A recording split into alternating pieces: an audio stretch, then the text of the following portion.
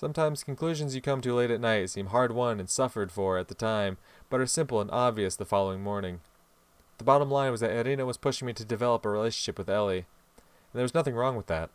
Good deeds often start with not-so-sincere intentions. As is well known, the MIC has developed many things that later found civilian use. Kyosuke seemed to have run out of ideas, or maybe he was still upset by what I had done yesterday. Either way, my chubby friend was quieter than usual today. I barely managed to wait until lunch and ran to the old music classroom as soon as the bell rang, only to find it empty. I was about to leave when I heard steps in the corridor and Ellie walked in. "Oh, Nick. Didn't expect to meet you here," she said without much emotion. Sure, I decided to talk to her and somehow get an invitation to that ball, but I never figured out what exactly to say. "Yeah, hi. I just wanted to say it was a bit awkward yesterday. Sorry. I didn't mean to accuse you of anything." I looked upset. "I have nothing to apologize for. I was thinking about it a lot too, and I realized I said so much." "Well, it's in the past now. Truce?" She smiled hesitantly in response. "I hope if that Iwamura is really guilty, please find all the necessary evidence. I mean, so she's not falsely accused." "I know. Anyway, this is my spot. What are you doing here?" She puffed without a hint of anger. "What, I'm not allowed to be here?" "No, that's not what I mean. I was just surprised to find somebody in this place." "Well, you see, since it's all over, I wanted to ask you." Every word took an effort to force out, as if I'd been forced to read a report on climate change at a UN General Assembly, having only had the night before to prepare. "I meant to say, want to go somewhere together?" Of course, I didn't owe Kagome anything. Not a day had passed since her arrest, and there I was, hitting on Ellie. Yes, I was being forced by Irina, but did I really mind? Not at all. I was very much for it. I love that. Every time he's like, they're telling me to be with Ellie, but do I really dislike it? Nope, not at all. Let's go. The whole situation also seemed somewhat surreal, especially the idea that she might agree. Somebody was about to turn on the lights, the audience would stand up and leave the room, and I'd return to a cruel and unromantic reality. "Are you asking me out?" "If you'd like to. Well, we don't need to go out somewhere. We could, I don't know, spend time at your place. Play something. Do you like video games? You have a console, don't you?" I was babbling non-stop, afraid to hear her answer. Ellie, in turn, looked like she was solving a complex mathematical equation. "No, I'm not much into games. But actually, we've got a ball tomorrow. You can come if you want, of course." "Would your grandfather be okay with it?" It was weird that yesterday I hadn't thought about Kobayashi Jun's reaction to me showing up at his house. Irina hadn't even mentioned it. Apparently, she really did only care about the result, not the means. "He won't even notice you." "I doubt that. I'm pretty sure he'll be well aware of his presence. There are so many attendees every year. He'll be busy talking to all sorts of important people and won't have time for me either." "Well, if you say so." "There's the formal dress code, though." "What do you mean?" "A white shirt and a tuxedo." Ellie apparently couldn't even imagine that somebody might not have something as simple as a tuxedo in their wardrobe. "Yeah, right? Imagine not having a tuxedo." Meanwhile, I didn't even have a white shirt. Sure thing, got it. Who do you think I am, a dirty peasant?" She laughed, came closer, and fixed my tie. For a moment I froze, forgetting to breathe. Better not show up there looking like this. A ball, tuxedos, doesn't feel very rock and roll. I just had to somehow deal with the embarrassment. "It's not all black and white. This kind of life has its advantages." "I guess." "Just don't overthink it. It's not a date. I'd invite Ishida and Mitsuyoshi if they wanted to. Even Tokyo Rider. You're damn right you'd invite Tokyo Rider. That's my guy." "Well, no, maybe not him. Fuck you. Don't insult my dude like that." She added after a second of consideration. "Never even thought about it." "But you just asked me out." "I guess I did." This scene was straight out of a bad manga, and I didn't want to get kicked in the ass in the following panel or keep the joke going for 100 chapters. "Can I just ask you out for a dance? Once, and we'll go from there?" "A dance? A dance?" Ellie muttered as if learning a new word. "That's what the ball's for, dancing. 10th every year, so why wouldn't I dance with you?" "Then it's a deal." I was about to leave before she changed her mind, but Ellie stopped me. "What's your surname?" for the guest list? Anakin. That's a strange surname. Sounds normal to me. I shrugged. See ya. I quickly walked out of the classroom.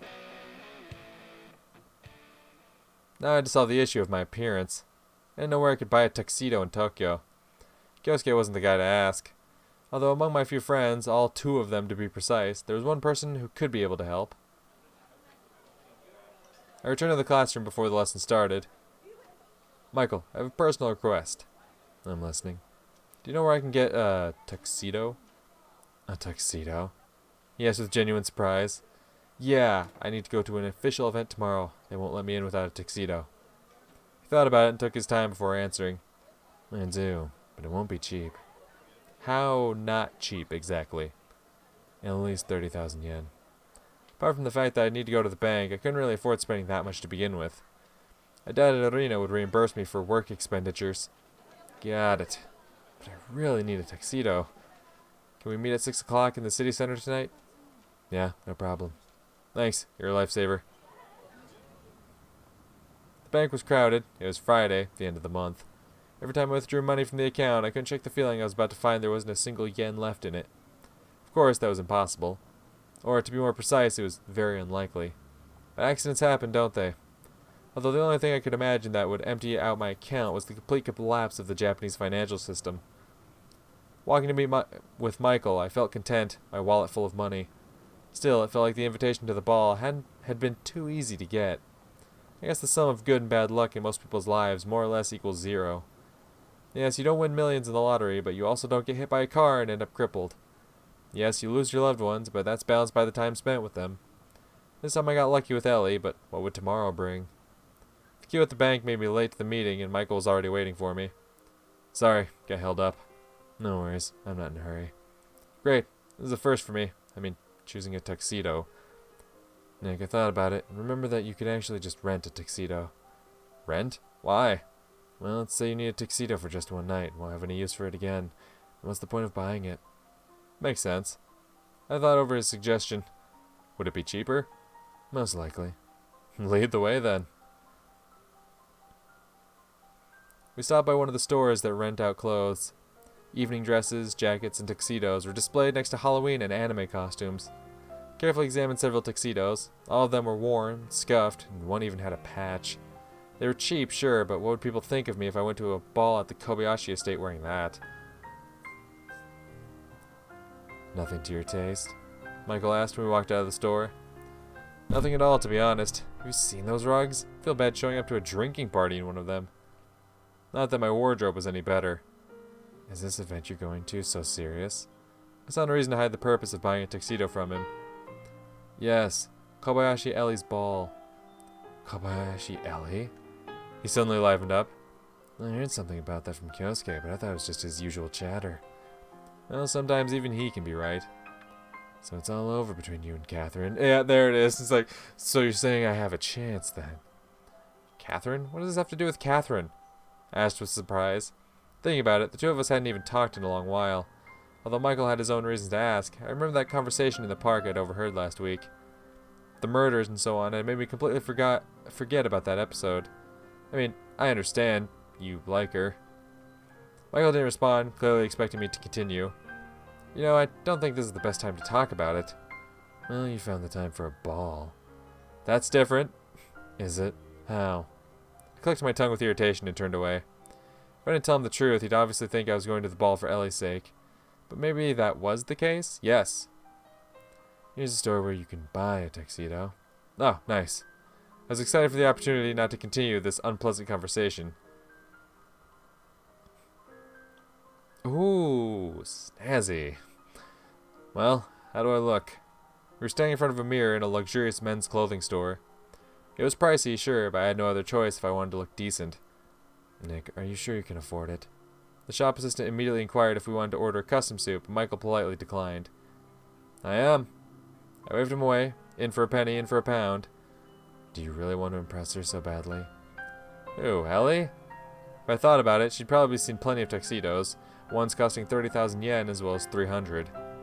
No, I don't think so. I just want to fit in with the crowd. Random people don't get invited to Kobayashi's balls.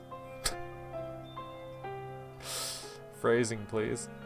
I couldn't hear a single note of goading in his voice, but it still made me tense up. I'm playing in her band now. You know she has a band, right? Michael nodded. So there. Did she invite the other members too? They didn't want to come. Phrasing. I replied uncertainly, futilely trying to do a button. I see. How do these events usually go anyway? I changed the subject. Are you asking me? Yeah, who else?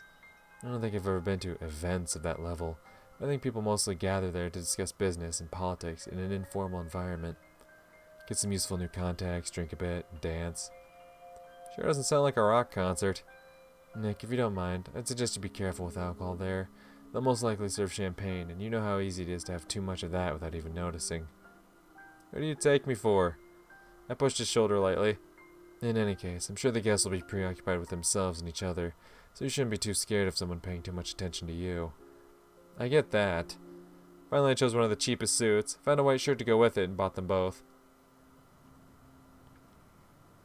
Damn. Thank you, friend. No need. Turned out a bit expensive, didn't it? Beauty requires sacrifice, as they say.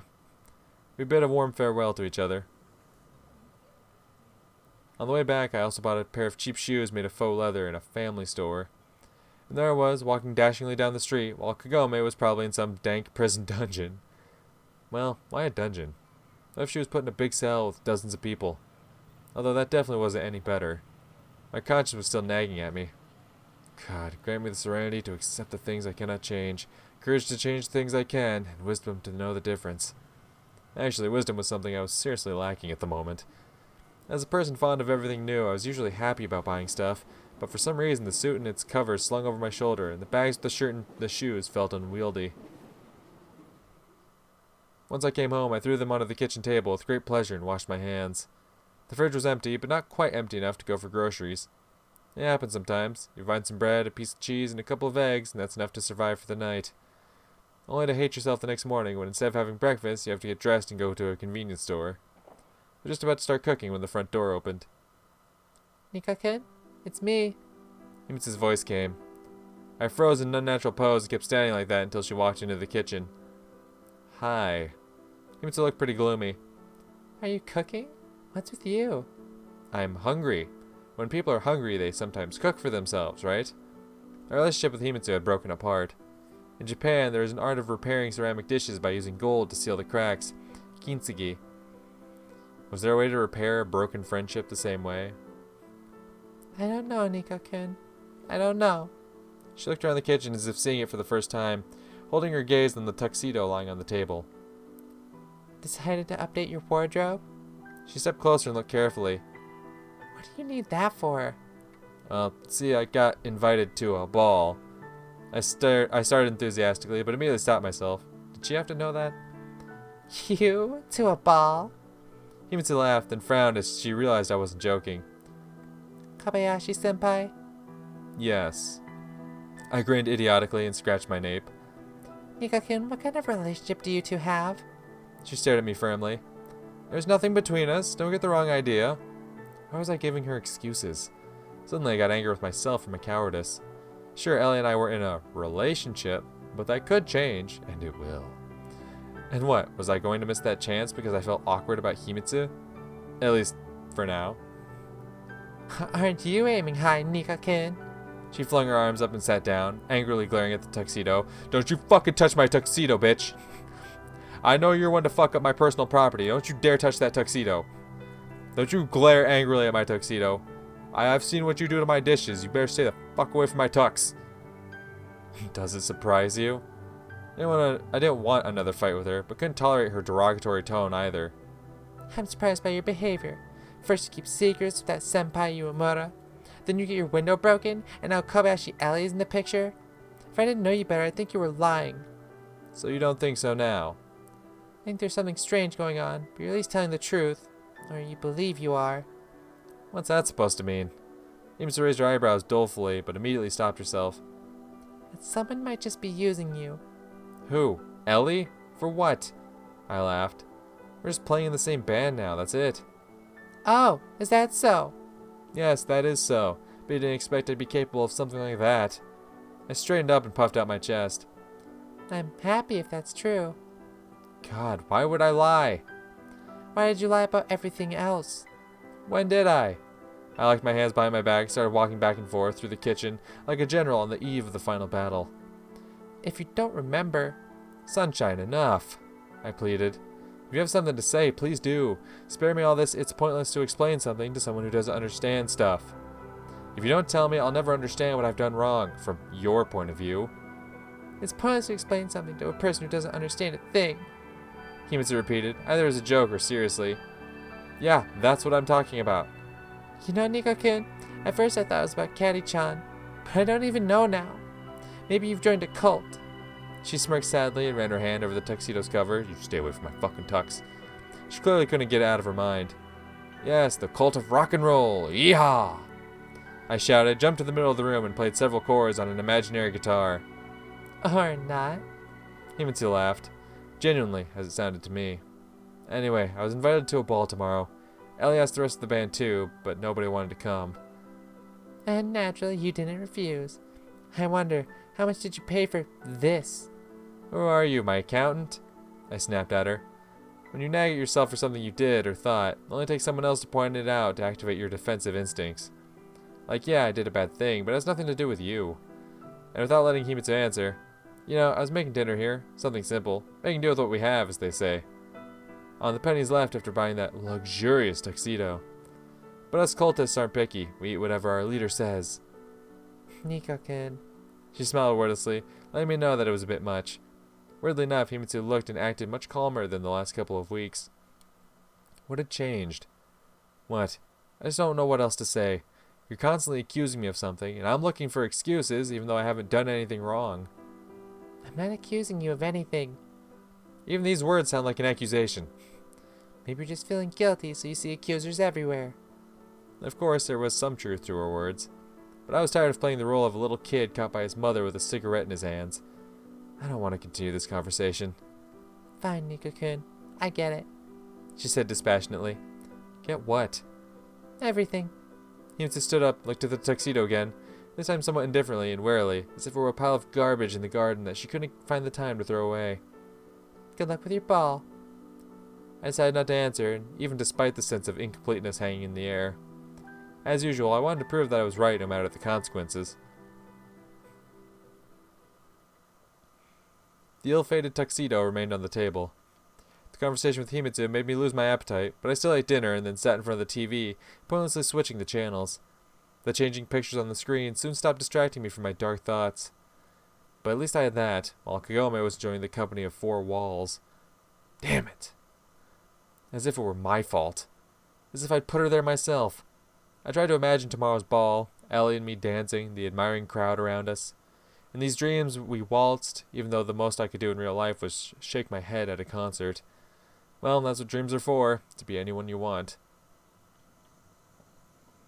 I caught that pleasant flow of thoughts where images are born of themselves in your head, replace each other, and float at ease before your mind's eye, like the landscape outside the window of a ship. I went to bed to stay in that wonderful mental state for longer, as if I was falling asleep.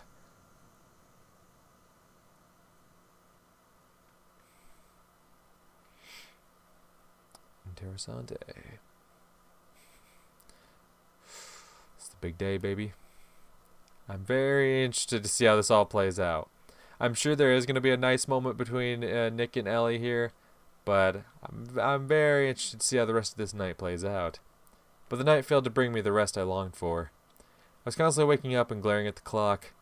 I felt like I absolutely had to get some sleep, but the more you focus on something, the more sensitive you are to any distractions. I kept hearing noises from the street and thinking about what was going to happen the coming evening. Would I embarrass myself there? Was going through with Irina's assignment a good idea? And if so, would they catch me in the process? I only managed to fall asleep just before dawn. I got up around 9, although there was no need to. The ball was scheduled for the evening, and nothing was stopping me from sleeping all the way until then. Still, no matter how much I wanted to sleep, I felt a sense of unease that wouldn't let me stay in bed any longer. A cup of hot tea helped me to come to my senses. My eyes weren't closing by themselves anymore, although it still felt like there was a dense fog inside my head. I walked out to the porch to freshen up a bit and stared over at Himitsu's house. I couldn't say the fight we'd had yesterday had been serious, but she had been acting weird. She definitely had been. Could have expected her to be upset, start crying, or even get hysterical, but at the same time, Himitsu wasn't pretending that nothing happened. Had that been the last straw? My urge to apologize, a habit I built over the years, was stronger than my willpower. I still hesitated for a while, but then crossed the road and rang the doorbell of Himitsu's house. It didn't open immediately, and Ryunosuke-san, Himitsu's father, appeared on the doorstep. Good morning, Nikolai. He clearly wasn't expecting guests so early. Or maybe me in particular. Good morning, Ryunosuke-san. Is Himitsu home? No, Himitsu isn't here. She must be shopping then? When will she be back? He gave me the look of a mortician evaluating a potential client. Not anytime soon, Nikolai. Himitsu's staying at her grandmother's house for a while. Her grandmother's house? I repeated, puzzled. Yes, she'll be living there for now. And for how long? I can't say for sure at the moment. Are we talking days or months, I think? Maybe longer. Ryunosuke-san, did something happen? You should know better than I, Nikolai. What does that mean? The meaning of his words took a while to reach my mind, but his tone was concrete. It means that you should know what happened between the two of you, and why Himitsu asked me to take her to her grandmother's place. Ah, so she asked you. Nothing yesterday had seemed to hint at this turn of events. That's all I have time to say. Goodbye, Nikolai. And with that, Ryunosuke-san closed the door right in my face. Wasn't very polite to say the least, not that he ever bothered much with manners. If there was anyone I really used to be afraid of, it was Himitsu's father. Every one of his words and gestures had been calculating, cold confidence to them. He had never said more than he had to, never tried to impress others, and seemingly didn't care much what others thought of him. If someone like him says something, he means it. Could he have taken Himitsu far away from me on his own? I thought he could, but in a way it happened too quickly. I was sure that if yesterday Himitsu had known that she was leaving, she would have at least hinted at it. And what was months or maybe longer supposed to mean? I confidently pressed the buzzer. The second time, it took even longer for Ryunosuke-san to open the door. Oh, good old persistent Nikolai. Did you forget something, Nikolai? When I saw him again, I lost most of my confidence. What about school? She can't just leave like this in the middle of the school year. I'll handle that. You'll handle that? I see, but... Nikolai, don't you think you should have worried about this before? Before what? I asked naively, and Ryunosuke-san frowned. Before you ruined your relationship with my daughter. I didn't reply. He was right, and arguing wouldn't get us anywhere. Good. At least you understand now. Goodbye. Once again, the door slammed in my face without warning.